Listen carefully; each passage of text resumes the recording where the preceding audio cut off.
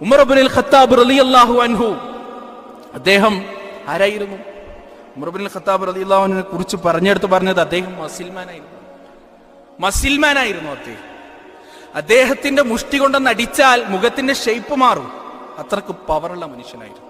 പക്ഷേ വാത്സല്യമില്ല, കാരുണ്യമില്ല, ഒന്നുമില്ല, കണ്ണിൽ ചോരയില്ല. ആ ഉമർ ഇബ്നുൽ ഖത്താബ് റളിയല്ലാഹു അൻഹു ഒരിക്കൽ ഉഖാല ചന്തയിലേക്ക് രാവിലെ സൂര്യൻ ഉദിച്ചു വരുന്നേ ഉള്ളൂ, രാവിലെ കടന്നു ചെന്നു.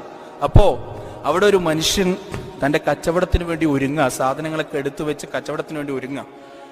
ഉമർ ചോദിച്ചുടോ, എനിക്കൊരു 500 ദിനാർ വേണം, 500 ദിർഹം വേണം. ആ മനുഷ്യൻ ഞെട്ടിപ്പോയി. ഉമറെ, ഞാൻ കച്ചവടം തുടങ്ങിയിട്ടില്ല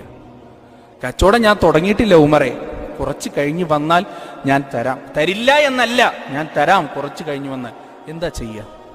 കുറച്ച് മനുഷ്യത്തുള്ള ഒരാൾ എന്താ ചെയ്യുക? പോയിട്ട് കുറച്ച് കഴിഞ്ഞ് വരൂ അല്ലേ?